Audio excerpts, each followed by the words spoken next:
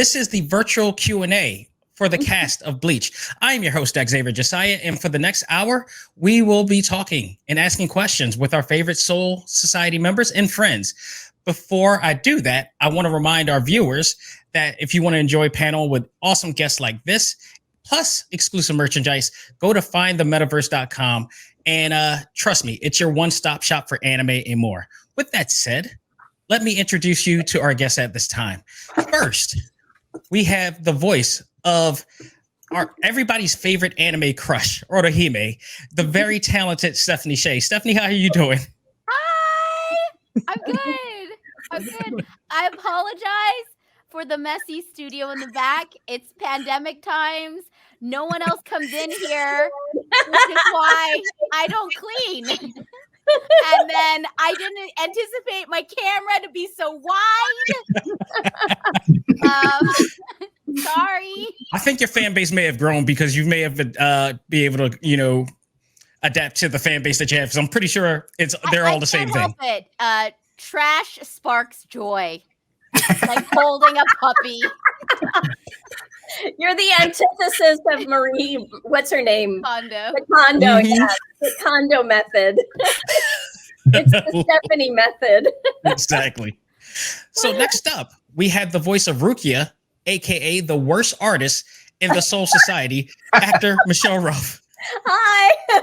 Probably the worst artist in human society, too. Awesome.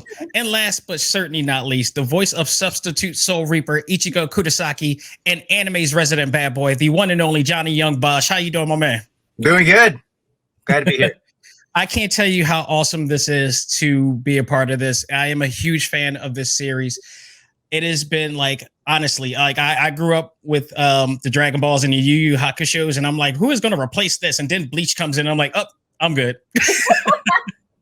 And the amount of talent that you guys bring to this series is just absolutely astronomical, especially in terms of the quality of over the years. You guys are the best at it. So, I just got to get that out of the way before we get our questions out of the way. Thank you. Thank you. So I know for a fact that this is something that you guys rather can't talk about or don't know enough about because it just came out of nowhere for you guys. But there was talks about season 17 coming back after all these years. And all I got to ask is, how excited are you that announcement has come? And I'll start with you, Johnny. The announcement was definitely exciting. Until the end of that announcement where they're like, we're not sure about the English yet. Right. But the fact that they're doing it is awesome because then there's the possibility of us coming back.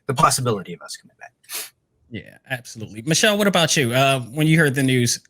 Yeah, I mean, I feel the same as Johnny. I was like, oh my God, finally we get the final arc of the show. But then it's like, bam, bam, bam, bam. We don't know. So I'm glad at least the fans will have the Japanese version, and I'm sure they'll subtitle it, and hopefully we'll get to dub it. I as well as I do. I'm dub life. I mean, I respect the subs, but I'm dub life. I'm saying. I would love to have a chance to finish the story, Well, there are a couple games they did too where there's no dubs. I have all of those, believe it or not. The ones that they had them in for PlayStation has a whole bunch of them that never made it to the into the US. Ever dubbed a game for Bleach? Yeah, there was one.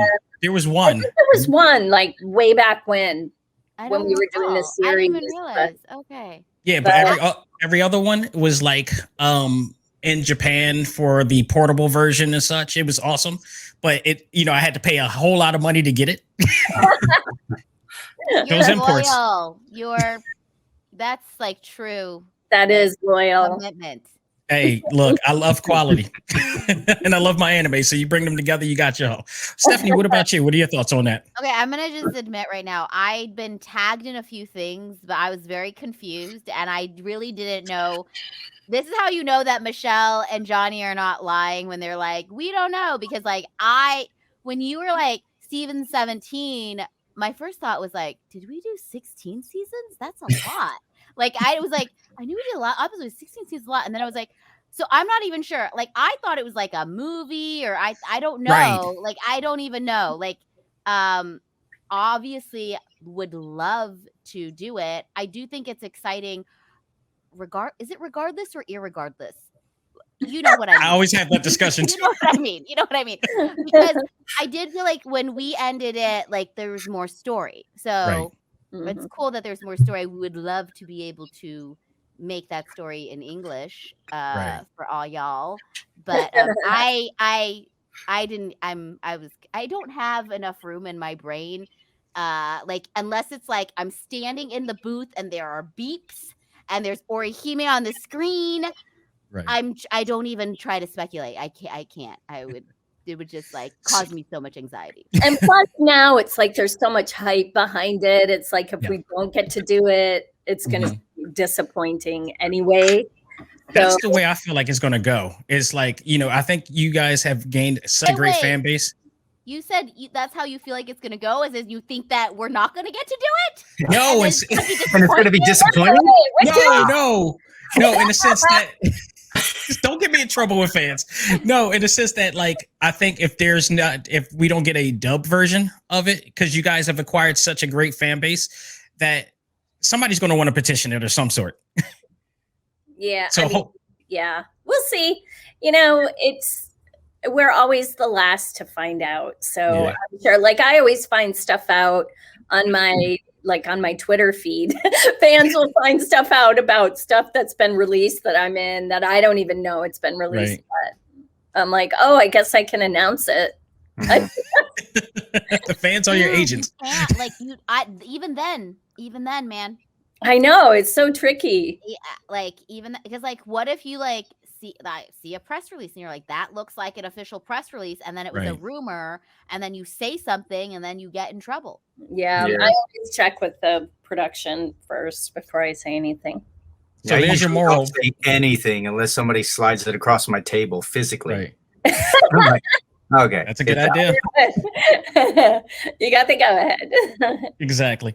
So Bleach has been considered by most fans as one of like the Mount Rushmores of anime, and like alongside Naruto and Dragon Ball, Sailor Moon, Yu Yu Hakusho, as I mentioned before. In your perspective, why do you think this show is in such high regards with fans? And Stephanie, I'll start with you. Okay. I was like thinking of my answer, and then also I was wondering which president I would be on Mount Rushmore. But okay. I think. Well, I mean, it's got a lot of characters, that really interesting characters, but I also think, like, right at the start, this like idea of a soul reaper, and also the idea of like loved ones needing help passing on. I think that that's like very universal to everyone. Right. So I feel like that's just like when that grabs you in. And also like the fabulous voice acting in English. Of course. Exactly. Michelle, what about you? Oh gosh. It's so interesting, like out at conventions and stuff. Bleach, Rookia is always a fan favorite. I mean, the whole show, Ichigo, Odahime, everybody. And I just always get like this, I get a lot of the same sort of feedback about it, that people, it like really helped them through a rough time, or it was their childhood, or something about the show that really just resounds with people. And I think it's the characters, it's like the vulnerability of all the characters and the way that they were written and the way the story is written. Even though we're soul reapers and, badasses and warriors and stuff, there's still a lot of vulnerability within each character. And I think the fans really connect with that.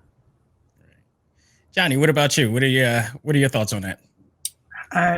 Same sort of stuff. I also think the timing of its release, it was still kind of earlier in the anime rise, right? Where people are really getting into anime. So it's a lot of people's like first, or maybe not first, but like early anime. And there were so many of them. So once you if you watched it and then you got into the characters, you're with them for a long time. 366 episodes and a couple movies and video game. And so, yeah, I think, I think back at some of the stuff that I watched when I was a kid, and those things are like, or even like Power Rangers, it's the same sort of thing. It's like, it was like in the earlier rise of anime, I think. And so, yeah. And I don't know, it's just an entertaining show. Well, I'm going to keep on with you. I'm going to keep on with you and follow up with that and ask you about your character, Ichigo. Ichigo is given the bad boy moniker, always getting into fights, whether it's school or actual, with the spiritual threat. You have been known to play a lot of badass characters. Like, I've really, in my mind, I think you go into the booth with a leather jacket and sunglasses with the wind blowing or something like that. Just total badass, in Nero mode. and plus you're a musician too. So that kind of plays along with that. I hear like a guitar solo as you go into the booth ready to go. But is there any part of Ichigo's persona that you can relate to, or are you the complete opposite? Yeah, I mean, I could definitely relate to him. He's a little more street punk kind of, and there was definitely a time in my younger high school years when I was a bit of a punk. And so, yeah, definitely I can relate to him many ways. But yeah, no guitar solos, none of that happens. I stroll in. I'm typically in not even just walk, you just glide. You float. Yeah, exactly. Exactly. And actually, I have people carry me in, stand me, and feed me grapes. It's all in my contract. No matter what role that you play, no matter what you say, your whole thing is like it's more than time. Just guy in the background, same thing. You gotta carry me in. Stephanie, this one is for you. Odahime, sweet, lovable Odahime, lovable and loyal friend to Ichigo and the others, yet she is also a very powerful asset to the team as well. Do you think she gets overlooked at times for her abilities because of her kindness? Probably, but like, as anyone who's played like D&D or an RPG, you need a healer in your group, and she's powerful. I think when you say like fighting, there's like an idea of like fighting and strength, but I think there's a way to be strong in different ways. And she's strong in a different way that may not be like attack motivated, and you could be an asset in a different way, whether it be intelligence or emotional support or just the voice of reason, any of those things. So yeah, but I mean, it's not like, I don't think she's like overlooked. It's just like, she's not like, what you think of as like a fighter. Right. No, I absolutely agree. In fact, like if I had her power and somebody kind of, didn't think I was powerful enough, and then they get beat up bad, and all of a sudden I walk up and like, suddenly I sound pretty good, don't I? I mean, like, really, if like you had that power, I feel like everyone would like want to be your friend. They would always like, agreed. Like, you know what I mean? Like they'd like invite you to do stuff like, oh, we're going camping. Let's bring Dax, like, just in case anything happens. Oh, we're going skydiving. Let's just invite him just in case. You know what I mean? Like, it's useful. I have to second guess that. I'm like, starting to feel like you guys are taking advantage of me. You jump off cliffs all the time. Right? Yeah, right. Just don't have her cook. Yeah. Yeah. I'm a better cook. I'm a better cook. So this one is for both Johnny and Stephanie. I had a chance to watch the live action Bleach movie from WB Japan, which you guys got a chance to reprise the roles in that film. What were your thoughts? Did you get a chance to see it in full? And what were your thoughts on it? And I'll start with Johnny. I'll start with you. I didn't see it in full. I kind of, as we were going through it, I got to see it and experience it. And yeah, I liked it. You know, I was a little scared when they were like saying they're going to do a live action. I'm like, well, here they go. They're going to ruin it. You know, but then as I got through it, I was like, it's actually one of the better live action anime, in my opinion. And I know the director. I worked with him on Devil May Cry. He did 4 and 5, and he's a great action director. And so he did some really good action stuff in there. And in fact, I got to see some of that way before we started dubbing it. And so I kind of knew they were doing it. I was like, oh, sweet.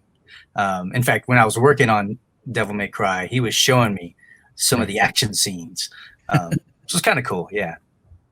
Stephanie, did you get a chance to see it and you see your work afterwards? I didn't see it in full. I just saw the parts that I was dubbing. Like it was fun. I liked it. It was good. Although, like for me, like whatever you like, I don't know. In my mind, one, I think Odahime should have had a bigger role. But two, I also just like it was almost like it took me a while to get used to it because like it just like I thought everyone was gonna have like really crazy hair, like I just thought I thought they were gonna like look a lot more, and then also I thought the characters like seemed kind of young compared to what I had in my mind. So I liked it, but it just like took some time to adjust to it. Right. Well, I you know I watched it twice, and I actually enjoyed it from a standpoint that it, you know, like you, Johnny, like you mentioned the director, he kind of brought, and now that you mentioned that he did Devil May Cry 5, I see it. And I liked it because it had a kind of an Edgar Wright type of feel to it. And the way that he directed it and the way things were going, I thought it was pretty awesome. So, I mean, and you guys did a good job dubbing it too, because I know it was kind of different doing a live action dub as opposed to, you know, trying to do the animated version too. So, I mean, I really appreciate it. I hope people get to check it out because I think it's still on Netflix at the time. And that's where I saw it. I believe it's still on there. Yeah. Not sure why Michelle wasn't invited to play, though. In fact, I didn't know any of that until afterwards. Yeah, that was kind of weird. Did you know about it, Michelle? I did not. I didn't know about it until I found out on Twitter. But I found out after the fact that Netflix decided since Rookia was so much younger in the movie, they wanted to just completely skew away from the original voice that I did. So I was not even asked to audition to try and do it younger. Been cool if they asked you at least. They should have at least let you have a shot at it. Should have given you a shot. And I love Cassandra. I think she's an actress. She's a friend, and I know she did a great job. So I don't want to negate that. You know, I thought she was wonderful, but it would have been nice to have a shot at that character. You know, a character that I played for 7 years. So yeah, absolutely, it was just kind of a slap in the face. So I want to ask this question to you all because this is like one of these fan fiction questions, I should say. It's always this triangle between all three of your characters. There's always an ongoing discussion or debate regarding the chemistry and the bond between Ichigo and Rookia, along with the friendship of Odahime. I don't know if you guys heard it or not, but there's a debate whether people wanted Ichigo to be with Rookia or Odahime. We heard it all the time. I'm sure you have. Yeah, every day. We were always asked to choose. I know. I'm like, no. Johnny, how do you feel about that? Because you're like your character's in the middle of this. Yeah, I mean, I was always I had kind of a stock answer because Rookia was like 1,000-year-old dead chick in some whatever body that's not even hers. So I thought that was kind of weird. Good point. But I also know what happens in the manga, so like that, you know. I've seen fan edits and fictions of it. Like it's really, really it's deep. Stephanie, have you? What are your thoughts on that? I mean, I just answer from the perspective of like Odahime, and you know, she's all about Ichigo in terms of a romantic interest. But that said, like, she's also like too nice of a girl that like if Ichigo chose somebody else and she's like friends with Rukia, like she's just gonna be like she'll deal and she'll be cool with it, Right. Interesting. So the last thing I have for you guys is a game I want to play called Soul Reaping with the Stars. You being the stars, of course. Do you have to know anything about Bleach? Nope, this is not it. Nope, Okay. this is actually just totally. This is not a quiz. I'm not going to trip you guys. Yeah, I quickly I pulling know up the deal. Wikipedia. I'm like Google. Not even. For the fans that don't know, these very talented people work on hundreds of episodes of multiple shows. So far be it for me to know that you guys know all of it after all this time. But no, we're gonna have a lot of fun with this. I'm gonna ask some questions. I want to see what comes out. What the first thing that comes out of your brain. So you guys ready? Sure. Whether you like it or not. Yes. All right, let's start with the first one. Which Soul Reaper, aside from the one that you two play, not you, Stephanie, would you pick to go on a night in the town with? Johnny, I'll start with you. Night on the town. Rookia, I guess, right? We're just gonna all pick each other. I'm gonna pick Ichigo. Yeah. I know. I would pick Ichigo. After a long day's work. Well, what are we doing? Are we just going out to eat? Are we going to? Going out to eat? Maybe a Soul Reaper. You guys don't seem like the club type, so I would say going out to eat or movies. Going out to eat or a movie? We always did everything as a group. We kind of did, yeah. Yeah, they did. There was never just Ichigo and I, except at the beginning. So right. Can't we just invite everybody? I guess. Would you bring Chad along? the crew of different Chad's characters. not very chatty though. He's not, but He's not. Okay. But if something goes down, it'd be good to have around. Yeah. And then you got like somebody like Renji, who's probably just off the wall. Yeah, I think he kind of more annoys Ichigo, so I don't think he would pick him first. He'd be like, "Fine." I think pretty much. Come on, Ichigo. We have to include Renji. I think for me, Chad would be the perfect character to be out in the town because he's kind of low maintenance. Yeah, everybody's got a friend like him, And if anything goes down, yeah, he's just there. Yeah, yeah. If anything goes down, he's there for you. He's your ride or die. Yeah, exactly. Maybe Chad and Odahime should have ended up together. Oh, would have been a very quiet relationship right there. I feel like it would just be like Orihime nervous talking the entire time, and Chad.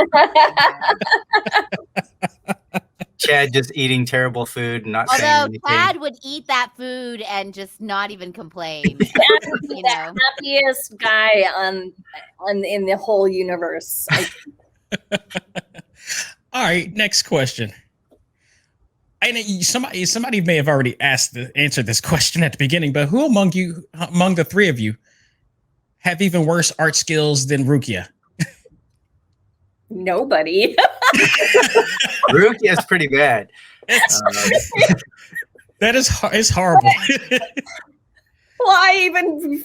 We don't need to debate that. I don't. Rukia wins that one. Yeah. I'm very good at drawing. Are you? Yeah. All right. I want to see it in your Instagram account. I first. posted well, I haven't sketched people in a long time, but I posted my art before. I want you to do the best Rukia sketch that you ever did. Yeah, I want to see it. Do you remember when we had paper scripts back in the day when it wasn't iPads? But yes, I would doodle. Oh, we doodle that. Yeah, we would all doodle. I miss paper scripts. I know it's better for the environment not to have paper scripts, but we would leave little notes for each other and see all of Stephanie's check marks or whatever she does. Yeah. Dude, I started a trend. Other people started. So I used to reverse number my lines. On break, I would just I'd go flip to the back page. I'd go 1, 2, 3, 4. I'd just reverse number so that I would know in an episode how many lines I had left in that episode at any moment, and then I would just cross it off. And then I started noticing other actors were numbering their scripts. All right, so final question. This is this one I'm very interested in. If you chose to sleep in the closet like Rukia, what would you put in there to make it feel more at home? Michelle, I'm going to start with you since you're such a pro at this. What would I put in a closet to make it feel more at home? Yeah. A big pillow, That goes without saying, I hope. a mattress, a wine rack. I don't know. See, there you go. Now you're being creative. Stephanie, what about you? If you had to sleep in a closet or chose to sleep in a closet, what would you put in there? So, in college, She was did friends. this. So she has experience. Okay. In college, I was friends with a group of dudes that was sharing a 2-bedroom apartment, Mhm. and it was 4 guys, 2 bedrooms. You'd think 2 Mhm. guys per bedroom, right? Right. But no, one guy had a bedroom to himself, and then the other 3 were in the other bedroom. Except for really in that bedroom is like 2 guys in the bedroom, and then the one dude slept in the closet. His mattress was exactly, it was like a sliding, kind of door situation. It was like, and his Right. mattress exactly filled up the entire closet.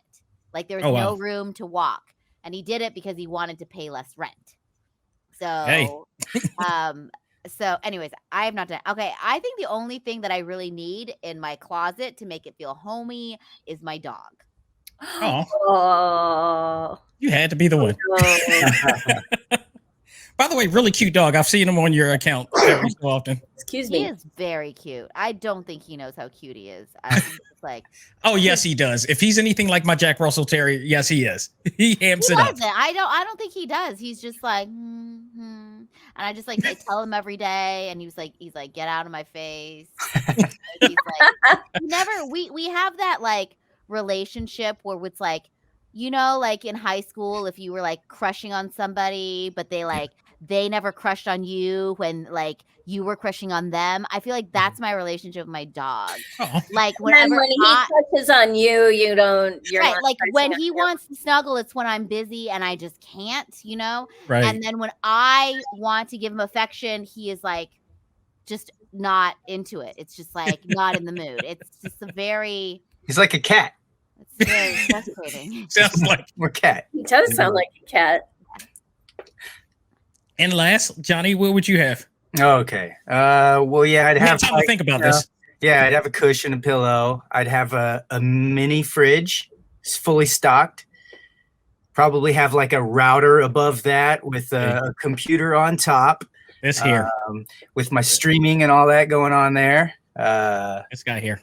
Yeah, I He think, got it. Yeah, but it's fully stocked miniature, one of those miniature fridges, and then I feel monitor. like this Could watch some closet- Netflix. This is like a walk-in rich people's closet. This is a Kardashian closet. And that's This is a exactly what I was Kardashian thinking. Closet. For sure. Johnny, you won this round. Did I? Okay. In my closet, you would hop through like a little portal into, the Lion, the Witch, and the Wardrobe, into a giant house that's on the other side.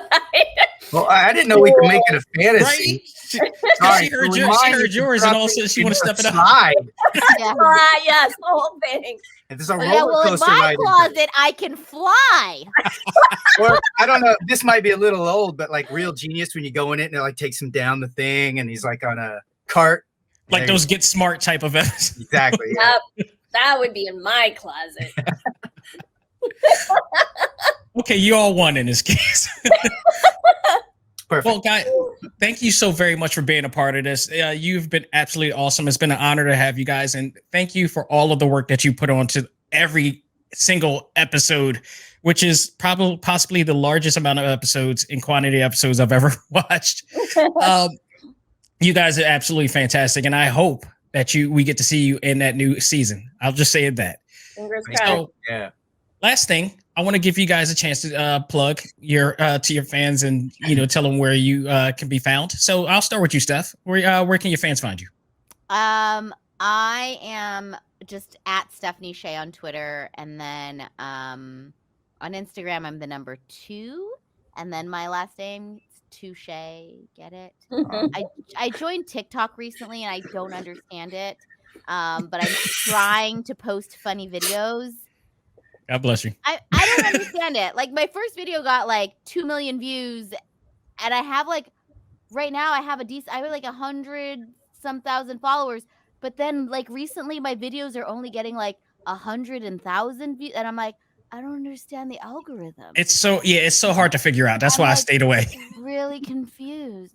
But then it makes me addicted, and there's nothing that motivates me more than feeling inadequate. So like anyways, if you want to see that shenanigans, it's also I think Touche at whatever on TikTok, whatever. Yeah, those are the things. Whatever. Yeah. Michelle, what about you? Where can your fans find you? Well, I have let's see, can I point to there it is, at Michelle Ruff V01 on Instagram, Twitter, and TikTok. As Stephanie, I also do not understand TikTok, but I keep saying I'm going to start posting videos. I swear one of these days I'm going to do it. So stay tuned, and that's my handle. Last but not least, Johnny, where can your fans find you? I just changed it. It's at Johnny Young Bosch. How did you change it? I just did it. I saw on this little thing right here. You could edit it. Yeah, at Johnny Young Bosch I'm mostly on Instagram, Twitter occasionally, but not a whole lot. And Facebook, I don't know what's going on there. They keep having me re-sign in and changing things. And they changed the rules without even telling people, and that's a whole other panel discussion. And I go on there, and it's like, I forgot my password. I don't know how long. I get a new password, and so and then they kept changing it, and I had to keep signing in a different way, and I'm like, what? Forget it. So I'm kind of there, but I don't really respond as much as I do on Instagram, which has not been a whole lot lately, but that's just because of work. By the way, I don't respond to any DMs. Just putting that out there. So I just don't. The DMs are harder. If it's in my comments, I'll usually get to a few of those. Yeah. But even then, it just depends. I mean, I try and read through all the comments. Mm-hmm. I will read comments. Sometimes I miss some, but yeah, I don't respond to DMs either. Right. Unless I know, like, there's some people, fans and stuff that I see a lot at conventions, and I've known for 15 years that I will respond, but those people know who they are. Right. Awesome. Yeah. Instagram for me is the main one. And ladies and gentlemen, if you want to see guests like this, and as well as reviews, news, and biased opinions from myself, you can check out my podcast, ACMG Presents Talk Time Live. You can do that at talktimelive.com, where it's just all things anime, comics, movies, and games in there. So again, guys, thank you so very much for being a part of this. And thank Repop for bringing this all together as well. Yes, thank you. Thank you, everybody. Thank you very much. With that said, I hope everybody enjoyed this very special panel with the cast of Bleach. On behalf of myself and the cast, all I got to say is learn to let go, live life, and love all things anime, comics, movies, and games. This is the Repop Metaverse. We are out of here. We're going back to the Soul Society. Take care.